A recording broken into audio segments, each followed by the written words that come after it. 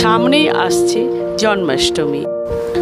প্রতি বছর ভাদ্রপদ মাসের কৃষ্ণপক্ষের জন্মাষ্টমী তিথিতে শ্রীকৃষ্ণের জন্মাষ্টমী পবিত্র উৎসব পালিত হয়।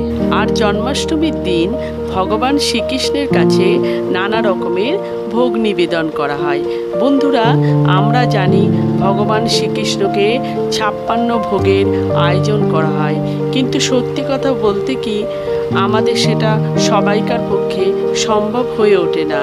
তাই আপনারা ভগবান শ্রীকৃষ্ণের কাছে তার প্রিয় ভোগগুলো যদি নিবেদন করতে পারেন, তাতেই তিনি সন্তুষ্ট হবেন।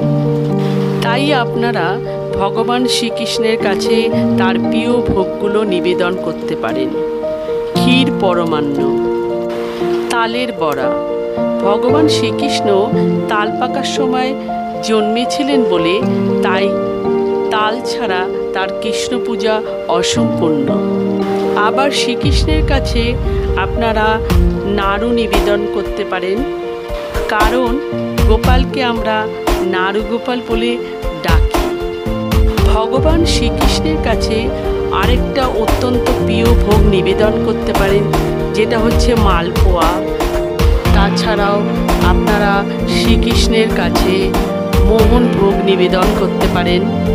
বন্ধুরা, ভগবান শ্রীকৃষ্ণের আরেকটি অত্যন্ত প্রিয় ভোগ হলো গোপাল কলা।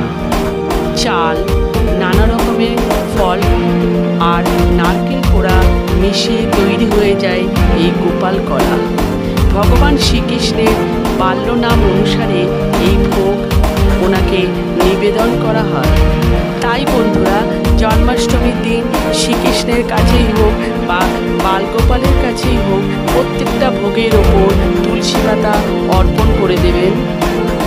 তাই বন্ধুরা, আপনারা জন্মাষ্টমীর দিন ভালোভাবে জন্মাষ্টমী উৎসব পালন করুন। আমার শুভেচ্ছা থাকলো।